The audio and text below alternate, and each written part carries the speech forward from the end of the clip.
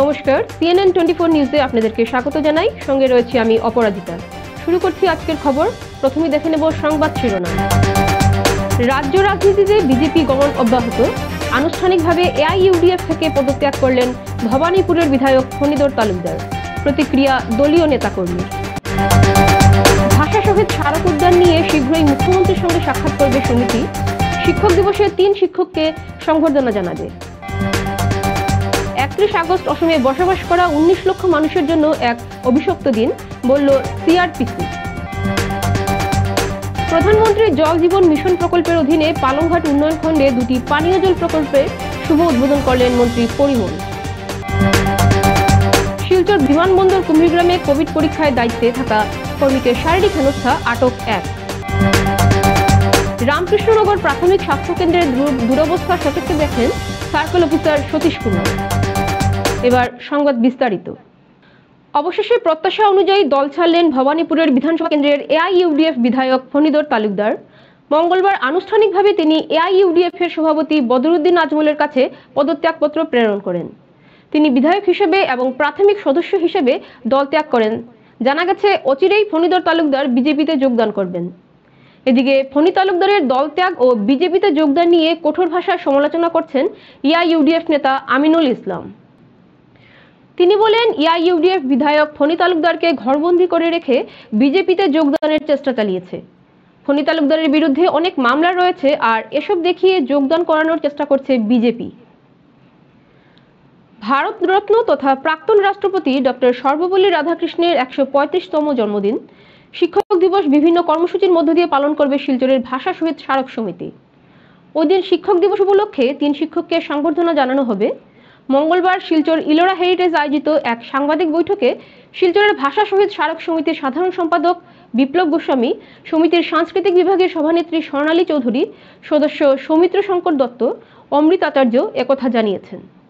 তারা বলেন, প্রত্যেকের জীবনেই শিক্ষকরাই অত্যন্ত গুরুত্বপূর্ণ ভূমিকা পালন করেন। সমাজ গড়ার কারিগর হলেন শিক্ষক। আদর্শ শিক্ষকের হাত ধরেই তৈরি হয় আদর্শ ছাত্রছাত্রী। এই পবিত্র দিনে ভাষা শহীদ স্মারক সমিতি শিক্ষকদের সম্মান জানানোর সিদ্ধান্ত নিয়েছেন। তবে করোনা ভাইরাস পরিস্থিতিতে অনুষ্ঠান সংক্ষিপ্তভাবেই পালন করা হবে। স্বর্ণালী চৌধুরী বলেন, ওই দিনের অনুষ্ঠানে শিলচরের সাংসদ ডক্টর রাজদীপ রায়, বিধায়ক দীপায়ন চক্রবর্তী সহ বিশিষ্ট নাগরিকরা উপস্থিত থাকবেন। বিপ্লব গোস্বামী ও স্বর্ণালী চৌধুরী বলেন, জাতীয় পর্যায়ের ভাষা শহীদ স্মারক উদ্যান নির্মাণের ব্যাপারে রাজ্যের বিজেপি সরকারের ভূমিকা অতি আন্তরিক ও সহানুভূতি রয়েছে, আর এর জন্য সর্বভারতীয় পর্যায়ে স্মারক উদ্যান নির্মাণ করার প্রক্রিয়া শুরু করেছেন তারা। এর জন্য জমি অধিগ্রহণ ও অর্থ মঞ্জুরের জন্য শীঘ্রই মুখ্যমন্ত্রী হিমন্ত বিশ্ব শর্মার সঙ্গে সমিতির এক প্রতিনিধি দল দেখা করবেন। মুখ্যমন্ত্রী হিমন্ত বিশ্ব শর্মার সঙ্গে দেখা করার সময় বরাক উপত্যকার ভাষা শহীদদের পরিবারকে আর্থিক সাহায্য ও সরকারি চাকরি দেওয়ার বিষয়ে আবেদন জানাবেন তারা। স্থানীয় যারা MLA যারা আছে তারারে আনার এখানে মুখ্য কারণ হচ্ছে গিয়া শিক্ষক দিবসে শিক্ষকরা নানা সমস্যা থাকতে পারে। তো আমরা যে 3 জন শিক্ষকরে আমরা সম্বর্ধনা দিব, এটা আমরা আন্তরিকতার সঙ্গে দিব। এটার মধ্যে কোনো বেজার নেই যে 3 জনকে দিব। এবং শিক্ষকরা অনেক সমস্যা থাকতে পারে, সুখ দুঃখের ব্যাপার থাকতে পারে। তো শিক্ষকরা এইসব ব্যাপারগুলা তুলে ধরা। পাশাপাশি ব্যাপারটা হয়েছে গিয়া, যেহেতু শিক্ষক দিবস ঠিকই আছে, কিন্তু এটা তো বাংলা সাহিত্য সংস্কৃতির মধ্যেই তো পড়ে। তো বাংলা সাহিত্য সংস্কৃতির মধ্যে পড়লে পরে ভাষা শহীদ স্মারকের ব্যাপারটাও অটোমেটিক্যালি আইতে পারে। অত এখানে একটা আলোচনা হইল, সুন্দর পরিবেশ হইতো, আর কিছু। আমি ভাষা শহীদ স্মারক উদ্যান নির্মাণ কমিটির সাংস্কৃতিক সভানেত্রী স্বর্ণালী চৌধুরী বলছি। আগামী 5 তারিখ শিক্ষক দিবস, সেই দিন আমরা ছোট্ট একটি অনুষ্ঠান করতে যাচ্ছি। সেই অনুষ্ঠানটির মাধ্যমে আমরা 3 জন শিক্ষককে সম্মান দেব, সম্বর্ধনা দেব, এবং সাথে করে আমাদের ভাষা শহীদ বা সেনানী স্মারক উদ্যান নির্মাণ যে কথাটি আমরা দীর্ঘ 1 মাস ধরে বিভিন্ন পত্রপত্রিকায় দেখতে পাচ্ছি। সেই জায়গা থেকে আমরা ঠিক করেছি যে 5 তারিখ আমরা সেই কথাগুলো আমরা আবার ওঠাবো জনসাধারণের কাছে, কারণ আমরা সমগ্র বরাকবাসীর জনসাধারণের সহযোগিতা সহায়তা আমাদের প্রয়োজন। কারণ এই স্মারক গঠনের একটা অনুদান আমরা অলরেডি 19-20 বাজেটে নোটিফিকেশন নোটিফিকেশন হয়ে গেছে।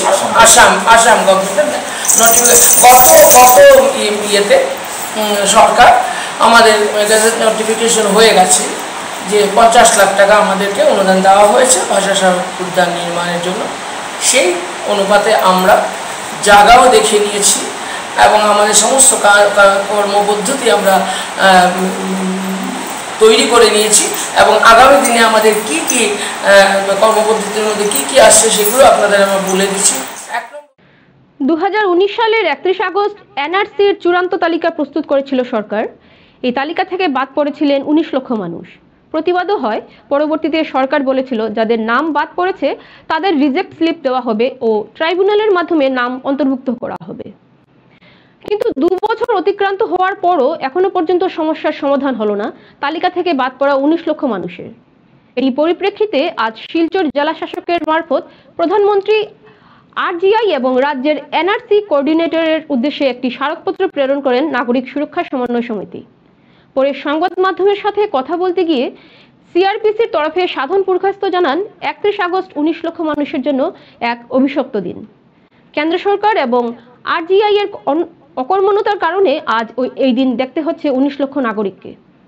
সাধারণ পুরখাস্ত ক্ষোভের সাথে বলেন কোভিড প্রোটোকল থাকায় মানুষ এখন কিছু বলছে না, কিন্তু এই অতিমারি শেষ হওয়ার পর বৃহত্তর আন্দোলন গড়ে তুলবে বাদ পড়া নাগরিকরা। 19 লক্ষ মানুষের জন্য অভিশপ্ত দিন। 2019 সালের 31 আগস্ট আজকের দিনে সুপ্রিম কোর্টের নির্দেশে এনআরসির চূড়ান্ত তালিকা প্রকাশ করা হয়েছিল। 19 লক্ষ লোকের নাম সেদিন বাদ দেওয়া হয়েছিল নাগরিকপঞ্জি থেকে। সেই 19 লক্ষ লোকের মধ্যে প্রাক্তন বিধায়ক আছেন, প্রাক্তন ডাক্তার আছেন, সমাজের অনেক প্রতিষ্ঠিত লোক আছেন যাদের নাম নাগরিকপঞ্জিতে স্থান পায়নি। সরকার বলেছিল যে তাদেরকে রিজেকশন স্লিপ দেওয়া হবে এবং ট্রাইব্যুনালের মাধ্যমে তাদের নাম নাগরিকপঞ্জি তালিকাভুক্ত করা হবে। 2019 সালের 31 আগস্ট থেকে 2021 সালের আজ 31 আগস্ট 2 বছর অতিক্রান্ত হয়ে গেল, কিন্তু নাগরিকপঞ্জি সমস্যার সমাধান হলো না। কেন্দ্রীয় সরকারের গাফিলতি, আরজিআই এর অকর্মণ্যতা জন্য আজকে এই পরিস্থিতির সৃষ্টি হয়েছে। শুনেছি কে বা কারা সুপ্রিম কোর্টে এই নাগরিকপঞ্জিকে চ্যালেঞ্জ করেছেন, বলেছেন এর মধ্যে যদি বিদেশির নাম আছে। বিদেশির নাম যদি থাকে তার জন্য তো ট্রাইব্যুনাল আছে। 100টার জায়গায় আরো 200টা ট্রাইব্যুনাল, 300টা ট্রাইব্যুনাল গঠন করা হয়েছে। সেই ট্রাইব্যুনালের মাধ্যমে শনাক্ত করা হোক না বিদেশি, সেই ব্যবস্থা তো আছে। তা না করে সমস্ত তালিকাটাকে আজকে পেন্ডিং রাখা হয়েছে। আরজিআই এই তালিকার অনুমোদন দেয়নি। আরজিআই কার? কেন্দ্রীয় সরকারের এটা প্রতিষ্ঠান। কেন্দ্রীয় সরকার চাইলে আজকেই আরজিআই রেজিস্ট্রার জেনারেল অফ ইন্ডিয়া এই নাগরিকপঞ্জির অনুমোদন দিতে পারে। আজকে এই 19 লক্ষ মানুষের জীবনে অন্ধকার নেমে এসেছে। 19 লক্ষ মানুষের সন্তান সন্ততি আধার কার্ড পাচ্ছে না।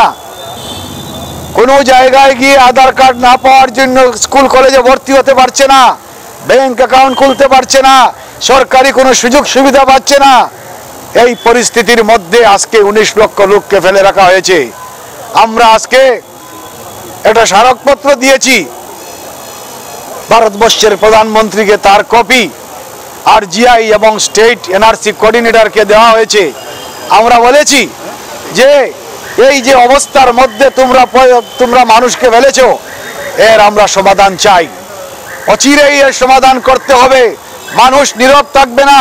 মানুষকে দীর্ঘদিন এইভাবে তোমাদের রাজনীতির শিকার হয়ে থাকবে না। মানুষ রাস্তায় নামবে।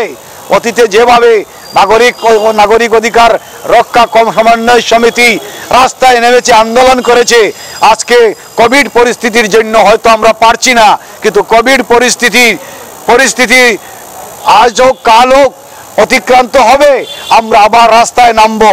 সরকারের এই যে ষড়যন্ত্র, সরকারের এই যে বৈষম্যমূলক আচরণ, এর বিরুদ্ধে আমরা যোগ্য জবাব দেওয়ার জন্য তৈরি হচ্ছি। আজ প্রধানমন্ত্রী নরেন্দ্র মোদীর জল জীবন মিশন প্রকল্পের আওতায় নবনির্মিত 2টি পানীয় জল সরবরাহ প্রকল্পের শুভ উদ্বোধন করলেন আসাম সরকারের বন ও পরিবেশ, মিন এবং আবগারি মন্ত্রী পরিমল শুক্লবৈদ্য। এদিন তিনি পালংঘাট খণ্ড উন্নয়নের আওতায় পালংঘাট গাঁও পঞ্চায়েতের সোমবার বাজার এলাকায় প্রধানমন্ত্রী জল জীবন মিশনের আওতায় নবনির্মিত পানীয় জল প্রকল্পের উদ্বোধন করেন এবং রুকনি গাঁও পঞ্চায়েতের অন্তর্গত রাখাল টিল্লাতে আরেকটি নবনির্মিত পানীয় জল প্রকল্পের শুভ উদ্বোধন করেন। অনুষ্ঠানে বক্তব্য রাখতে গিয়ে মন্ত্রী বলেন, 2024 সালের মধ্যে ভারতবর্ষের প্রতিটি মানুষের ঘরে পানীয় জল পৌঁছানোর সংকল্প হাতে নেওয়া হয়েছে এবং প্রধানমন্ত্রীর এই স্বপ্নকে বাস্তব রূপায়িত করার ক্ষেত্রে আমার চেষ্টা অব্যাহত থাকবে, যার ফলস্বরূপ বিগত জুলাই মাস থেকে শুরু হবে আগস্ট মাসে আমি নির্ধারিত লক্ষ্যে অধিক থেকে অধিক পানীয় জল সংযোগ স্থাপন করতে সক্ষম হয়েছি। এদিনের অনুষ্ঠানে অন্যান্যদের মধ্যে উপস্থিত ছিলেন শশাঙ্ক চন্দ্র পাল, স্বপন দাস, সোমেন দাস, ভূষণ পাল, শশাঙ্ক শীল, রাজীব সিনহা, মোহিতোষ তাঁতি, কৃষ্ণজীবন দেবনাথ, বিভাস রঞ্জন দেব প্রমুখ। ফিরছি ছোট্ট বিরতির পর, সঙ্গে থাকুন। ড্রাগস অ্যান্ড সার্জিক্যাল, এখানে শল্য চিকিৎসামূলক সমস্ত রকমের সরঞ্জাম পাওয়া যায়। কোভিড সংক্রান্ত সরঞ্জাম যেমন hand sanitizer, pulse oximeter, gloves, infrared thermometer, PPE kit ইত্যাদি। এছাড়াও wheelchair, glucocard meter, sodium hypochlorite, nebulizer machine, সব ধরনের ডাইপার, বাচ্চা ও বড়দের ওয়েট মেশিন, অস্থির চিকিৎসা সংক্রান্ত সব ধরনের সরঞ্জাম, water mattress, air mattress, hospital bed ইত্যাদি সহ নানা ধরনের সরঞ্জাম এখানে সহজলভ্য। ঠিকানা opposite civil hospital, art cottage building, first floor, hospital road, Silchar 788001। যোগাযোগ করুন 03842264307 অথবা 9435074307। গ্রেসওয়েল হসপিটাল, মেহেরপুর, শিলচর। কোভিড সহ যে কোনো কঠিন রোগের স্বল্প খরচে নির্ভরযোগ্য ও সুচিকিৎসায় আপনারা পাচ্ছেন multi speciality doctors OPD, laparoscopy, dialysis, endoscopy, sonography, echocardiography, colposcopy, X-ray, laboratory, ICU, NICU, indoor obstetric and gynaecology surgery, medicine সহ fertility clinic. Gracewell hospital, Meherpur, Silchar আপনাদের সেবায়। যোগাযোগ নম্বর 03842242024। ফিরে এলাম বিরতির পর। শিলচর বিমানবন্দরের কুম্ভীরগ্রামে কোভিড পরীক্ষায় দায়িত্বে থাকা কর্মীকে শারীরিক হেনস্থার অভিযোগে এক ব্যক্তিকে আটক করল উধারবন্দ পুলিশ। আটক ব্যক্তি করিমগঞ্জ জেলার আছিমগঞ্জের বাসিন্দা আব্দুল কাইয়ুম, বয়স 60। ঘটনার বিবরণে কোভিড পরীক্ষা প্রক্রিয়ার দায়িত্বে থাকা কর্মী প্রেমাংশু শীল জানান, প্রতিদিনের মতো নিজের দায়িত্ব পালন করার সময় বহির্রাজ্য থেকে আসা বিমান যাত্রী আব্দুল কাইয়ুমকে কোভিড পরীক্ষার জন্য ফর্ম পূরণের কথা বললে তিনি তাদের কথা মানতে রাজি হননি। কোভিড পরীক্ষা না করে বিমানবন্দর থেকে বেরিয়ে যেতে চাইলে তাকে বাধা দেন কর্তব্যরত নিরাপত্তারক্ষীরা। এতে ক্ষুব্ধ হয়ে উঠে আব্দুল কাইয়ুম। তাকে শারীরিক হেনস্থার পাশাপাশি তার পরিচয়পত্র ছিঁড়ে ফেলে দেয় বলে অভিযোগ করেন তিনি। এদিকে ঘটনার খবর পেয়ে দলবল নিয়ে কুম্ভীরগ্রাম বিমানবন্দরে ছুটে যান উধারবন্দ থানার এসআই অঙ্কুশ শইকিয়া।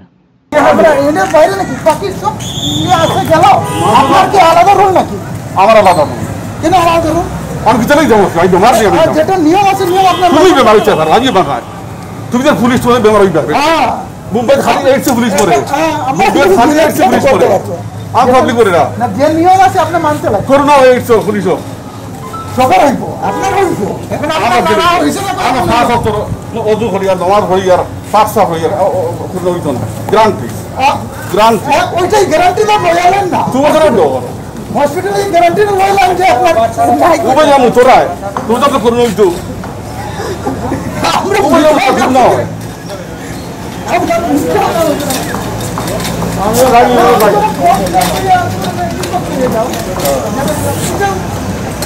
আপনি ফর্ম ফিল আপ করে দেন না সবিয়া এই হবে কাম বাড়ি দিলে তোমার লোকের অডকড় দিতে হবে না লাগাইবা আমরা বন্ধ করে ঘরে যাবো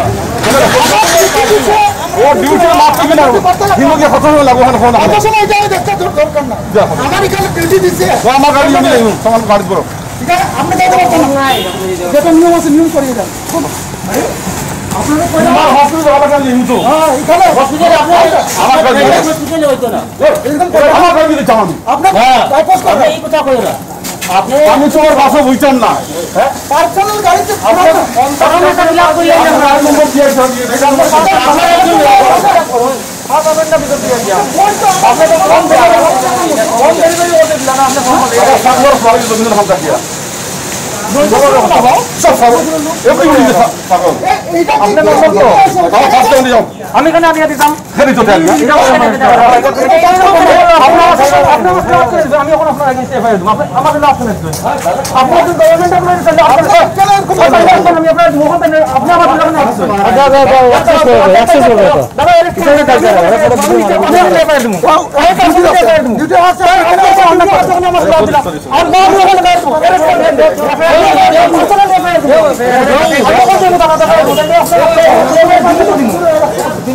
আমি প্রেমাংশুশীল সোনাতলার উধারবন শিক্ষাখণ্ডের আন্ডারে কাছাড় জেলার উধারবন শিক্ষাখণ্ডের আন্ডারে সোনাতলা ট্রাইবেল এলপি স্কুলের সহকারী শিক্ষক তৎসঙ্গে উধারবন শিক্ষাখণ্ডের এলিমেন্টারি টেট কোয়ালিফাইড টিচার্স অ্যাসোসিয়েশনের জেনারেল সেক্রেটারি আমাকে শিলচর বিমানবন্দরে কোভিড ডিউটিতে গত এপ্রিল মাসে ডেপুট করা হয়েছে। আমার সঙ্গে আরো টিচাররা আছেন। আমরা প্রত্যেকদিন সকালবেলা 6টার সময় আসি এবং বিকালবেলা 4টার সময় আমরা ডিউটি থেকে যাই। আমাদের তো কোনো খানি দেওয়া হয় না, তবুও আমরা দেশের কথা চিন্তা করে কোভিড ডিউটিতে আমরা করছি। কিন্তু এখানে ডিস্ট্রিক্ট অ্যাডমিশনে আমাদের কোনো সিকিউরিটির কথা কিছু চিন্তা করছে না। প্রত্যেকদিন প্যাসেঞ্জাররা আসে, প্যাসেঞ্জাররা আসাম সরকারের দেওয়া গাইডলাইন কিছু মানতে রাজি না। ওনাদেরকে যখন আমরা বলি টেস্ট করাতে যেতে হবে, তখন ওনারা আমাদের সঙ্গে অনেক দুর্ব্যবহার করেন, অনেকভাবে গালিগালাজ করেন আমাদের সঙ্গে, এবং ইভেন হাত উঠাতে ওনারা দ্বিধাবোধ করেন না। এই ব্যাপারে আমরা ডিস্ট্রিক্ট অ্যাডমিনিস্ট্রেশনকে অনেকবার বলেছি যে এখানে সিআরপিএফ ডেপুট করার জন্য, কিন্তু ডিস্ট্রিক্ট অ্যাডমিনিস্ট্রেশনের কাছ থেকে আমরা কোনো সহায়তা পাচ্ছি না। অনেকদিন প্যাসেঞ্জাররা পালিয়ে যায়, সেটাও আমরা কমপ্লেন করি, কিন্তু প্যাসেঞ্জাররা পালিয়ে যায়, সেই ব্যাপারে আমরা অনেক কমপ্লেন করেছি, কিন্তু এটার কোনো কাজ হচ্ছে না।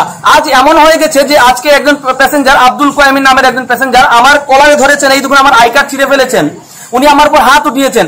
আজকে আমার দাবি, ডিস্ট্রিক্ট অ্যাডমিনিস্ট্রেশন তথা মুখ্যমন্ত্রীর কাছে আমার দাবি যে এই প্যাসেঞ্জারকে তো এখান থেকে অ্যারেস্ট করে নিয়ে যেতেই হবে, এবং তৎসঙ্গে কালকে যদি সিআরপিএফ ডেপুট না করা হয়, তখন আমি as a general secretary elementary TET qualified teacher অ্যাসোসিয়েশনের জেনারেল সেক্রেটারি হিসেবে বলছি যে আমরা আর টিচার হিসেবে এখানে কাজ করব না, যদি আমাদের সিকিউরিটির কথা যদি সরকার চিন্তা না করে। কারণ আমরা সকাল থেকে বিকালবেলা পরিশ্রম করে যাতে আমরা দেশের কাজ বলে এখানে কাজ করছি, কিন্তু সরকার আমাদের যদি সিকিউরিটির কথা না ভাবে, তাহলে আমরা আর কোনো কাজ করবো না। কাল থেকে আমরা প্যান ডাউন করবো। তাই আমি মুখ্যমন্ত্রী তথা ডিস্ট্রিক্ট অ্যাডমিনিস্ট্রেশনের কাছে আমার দাবি, যাতে কালকে এখানে আমাদের সিকিউরিটির কথা ভেবে কালকে এখানে সিআরপিএফ ডেপুট করা হয়, এবং আজকে যে পার্সন আমার উপর প্যাসেঞ্জার আব্দুল কোয়াইম আমার উপর হাত উঠিয়েছেন, আমার আই কার্ড ছিঁড়ে ফেলেছেন, ওনাকে অ্যারেস্ট করার জন্য, এটাই আমার দাবি।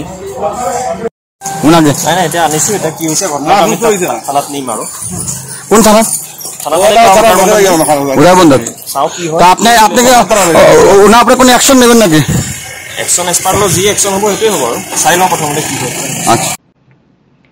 জনসাধারণের অভিযোগ পেয়ে মঙ্গলবার রামকৃষ্ণনগর প্রাথমিক স্বাস্থ্য কেন্দ্র পরিদর্শন করলেন সার্কেল অফিসার সতীশ কুমার। ওই দিন তিনি রামকৃষ্ণনগর প্রাথমিক স্বাস্থ্য কেন্দ্রের SDM&H ও বিধানচন্দ্র বিশ্বাসকে সঙ্গে নিয়ে হাসপাতালের বিভিন্ন বিভাগগুলো সরজমিনে পরিদর্শন করেন। তখনই ওনার সামনে বাস্তব চিত্রটি ফুটে ওঠে। হাসপাতালে ল্যাবরেটরি রুম, রোগীদের রুম, কর্মীদের অ্যাটেন্ডেন্স খাতা ও ওষুধের স্টক সবগুলি ভালো করে দেখেন। হাসপাতালে পুরনো বিল্ডিং ও নতুন বিল্ডিংগুলো নিজে গিয়ে দেখেন। রামকৃষ্ণনগর প্রাথমিক স্বাস্থ্যকেন্দ্রে কয়েকটি গভীর সমস্যাও এদিন তার চোখে পড়ে। হাসপাতালে কয়েকজন কর্মী সেদিন অনুপস্থিত ছিলেন। চিকিৎসক বর্তমান 2 জন আছে। হাসপাতালে মেল ওয়ার্ড তিনি খুঁজে পান নাই। রামকৃষ্ণনগর জনসাধারণের মতে এই প্রাথমিক স্বাস্থ্যকেন্দ্রে বহুদিন থেকে দুর্নীতি ও অরাজকতার কারখানা রূপে পরিণত হয়েছে। রামকৃষ্ণনগর থেকে সাংবাদিক গৌতম সরকারের প্রতিবেদন। আর বিপিএম তারারে কইছি আমার এগুলার উপরে ইয়েও করতে ডিটেলস দিতে কেমনে কি আছে। এখন কয়েকজন আমি দেখছি অ্যাবসেন্টও আছেন, তো তারার জন্য আমি কইছি তারার এক্সপ্লেনেশন করতে। এখানে মেজর একটা আমি জিনিস দেখছি যে মেল ওয়ার্ড ওইটা পাওয়া গেছে না, তো তারার কেমনে কেন ওইগুলা নাই। আর ক্লিনিনেসের একটা ইস্যু দেখতেছি। আর এখানে একটু বিল্ডিংয়ের আমি দেখতেছি যে মানে খুব একটু মানে পানি বা এরকম একটু খুব ডার্ক কন্ডিশন, মানে ইয়োর মতো হয়ে আছে, খুব ক্লিন বা এরকম সাফা বা লাইটিংয়ের একটু প্রবলেম দেখা গেছে। তো এগুলোর ভিতরে আমি এখন তারা থেকে ডিটেল নিমু, আর তারপরে আমি উপরের নিজের উপরের অথরিটিটা জানাইব। মঙ্গলবার ফলক উন্মোচন করে সুন্দরী জিপিতে আনুষ্ঠানিকভাবে ৩৬ লক্ষের জল সরবরাহ প্রকল্পটির উদ্বোধন করেন বিধায়ক করিমউদ্দিন বড়ভুইয়া। এই উপলক্ষে অনুষ্ঠিত সভায় বক্তব্য রাখতে গিয়ে করিমউদ্দিন বড়ভুইয়া বলেন, সরকারি কাজে যাতে দুর্নীতি না হয় তার জন্য তিনি সচেষ্ট থাকবেন। তিনি বলেন, বিগত দিনে সমষ্টির গ্রাম উন্নয়ন প্রকল্পগুলোতে ব্যাপক দুর্নীতি হয়েছে, আগামীতে এর তদন্ত হবে। জল সরবরাহ প্রকল্পগুলোর কাজে যাতে ভালোভাবে হয় এই নির্দেশ দেন তিনি। অনুষ্ঠানে উপস্থিত ছিলেন বিভাগীয় তাজউদ্দিন লস্কর, এআইইউডিএফ এর সভাপতি খালিদ হাসান লস্কর, জুনুবাবু লস্কর প্রমুখ। এদিন বিধায়ক সোনাই পৌর এলাকায় দুটি প্রধানমন্ত্রী আবাস যোজনা ঘরের উদ্বোধন করেন। ফিতা কেটে ঘরগুলোর উদ্বোধন করেন বিধায়ক। প্রধানমন্ত্রী জল জীবন মিশনের অধীনে মঙ্গলবার উধারবন কেন্দ্রে দুটি পানীয় জল প্রকল্পের উদ্বোধন করা হয়। এই দুটি প্রকল্পের মাধ্যমে প্রায় 10,000 পরিবার উপকৃত হবে। প্রথমে সাগঙ্গা পানীয় জল প্রকল্প উদ্বোধন করা হয়, তারপর উধারবন্দের বাদ্রিপাড় ৬ষ্ঠ খণ্ডে পানীয় জল সরবরাহ প্রকল্পের উদ্বোধন করেন বিভাগীয় কর্মকর্তারা। অনুষ্ঠানে উধারবন্দের বিধায়ক মিহিরকান্তি সোমের প্রতিনিধি বিশ্বজিৎ দাস ও বিভাগীয় আধিকারিকরা উপস্থিত ছিলেন। দেশের প্রধানমন্ত্রী নরেন্দ্র মোদী 2022 সালের 15ই আগস্টকে স্বাধীনতা 75তম আজাদিকা অমৃত মহোৎসব উদযাপন করার কথা ঘোষণা করেছেন।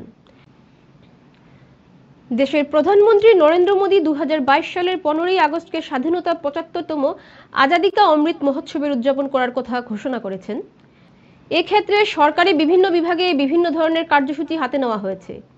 পাশাপাশি গ্রামোন্নয়ন বিভাগের অধীনে থাকা দেশের প্রতিটি রাজ্যের প্রতিটি জেলার অধীনস্থ প্রতিটি জেলা সহ বিভিন্ন খণ্ড উন্নয়ন কার্যালয়ের অধীনে থাকা বিভিন্ন জিপি এলাকার রাজস্ব গ্রামে বসবাসরত হতদরিদ্রের কাঁচা ঘরগুলো প্রধানমন্ত্রী আবাস যোজনার অধীনে 2022-এর 15ই আগস্টের মধ্যে পাকা ঘরে রূপান্তরিত করার সংকল্প নিয়েছেন প্রধানমন্ত্রী।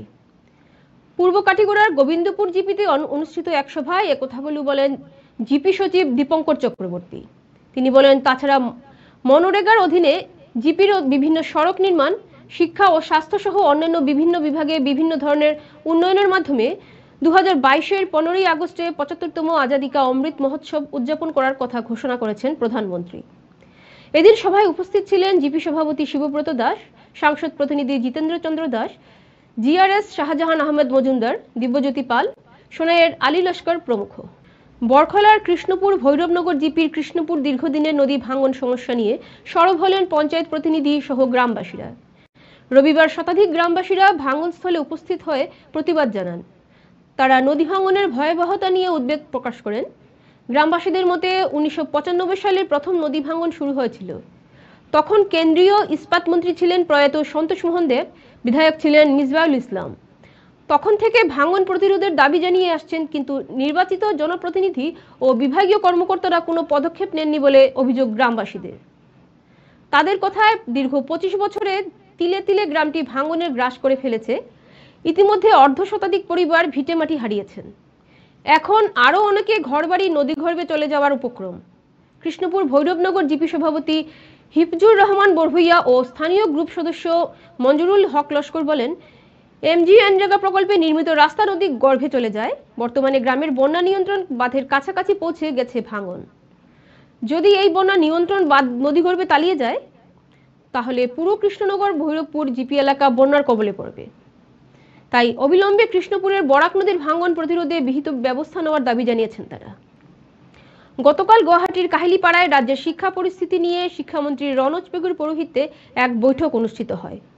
আশু সহ 34টি সংগঠনকে এই বৈঠকে যোগ দেবার আমন্ত্রণ জানালেও এই বৈঠকে ডাক পাননি বাঙালি তথা বরাকের প্রতিনিধিত্বকারী কোনো সংগঠন। এ নিয়ে তীব্র প্রতিক্রিয়া ব্যক্ত করল বরাক ডেমোক্রেটিক যুব ফ্রন্ট। এক প্রেস বার্তায় যুব ফ্রন্টের মুখ্য আহ্বায়ক কল্পনার্ব গুপ্ত বলেন যে যারা সরকারি তরফে এই বৈঠক ডাক পেয়েছেন তাদের প্রায় সবকটি ব্রহ্মপুত্র উপত্যকার বা পাহাড়ের। এমনও একটি জাতি উপজাতির সংস্থা নেই যারা এই বৈঠকে আমন্ত্রণ পাননি। শুধু বাদ গেল বাঙালি তথা বড়ক উপত্যকার সংগঠন। তিনি বলেন সরকার যে শুধু ভোট ব্যাংক ছাড়া এই রাজ্যের বাঙালিদের মানুষ বলেই ভাবে না, তার চেয়ে বড় প্রমাণ আর কি হতে পারে। না হলে রাজ্যের সমস্ত জাতি উপজাতিদের কথা তাদের মনে থাকে, অথচ রাজ্যের দ্বিতীয় বৃহত্তম জনগোষ্ঠীর কথা ভুলে যান। এ হতে পারে না। তিনি বলেন যে আমাদের দুর্ভাগ্য যে বাঙালিদের একাংশ এসবের পরও শাসক দলের তৈলমর্দন করে চলেছেন। রবিবার নজরুল মঞ্চের আয়োজনে কবি নজরুল ইসলামের ৪৫তম প্রয়াণ দিবস পালন হয়। পার্ক রোডের নজরুলের মূর্তিতে প্রথমে সকল সদস্য ও সদস্যরা মাল্যদান করেন। এরপর বিশিষ্ট সাংস্কৃতিক সংগঠন ও নজরুল প্রেমী অরুন্ধতী দত্ত রায়কে নজরুল সম্মান প্রদান করা হয়। এ ব্যাপারে মঞ্চের সভাপতি পার্থসারথী চক্রবর্তী বক্তব্য রাখেন। শিলচর মেডিকেল কলেজে প্রেরিত আজকের করোনা আপডেট আপনাদের কাছে তুলে ধরছি। শিলচর মেডিকেল কলেজের কোভিড সংক্রান্ত আজকের আপডেট। আজ বিকেল ৫টার সময় শিলচর মেডিকেল কলেজে ২৪ জন পেশেন্ট অ্যাক্টিভ অবস্থায় আছেন। ৩ জন পেশেন্ট ভেন্টিলেটর সাপোর্টে আছেন এবং ১৪ জন পেশেন্ট অক্সিজেন সাপোর্টে আছেন। র্যাপিড অ্যান্টিজেন টেস্ট গত ২৪ ঘন্টায় ২টি স্যাম্পল পজিটিভ এসেছে, কিন্তু আরটিপিসিআর কোনো স্যাম্পল পজিটিভ আসেনি।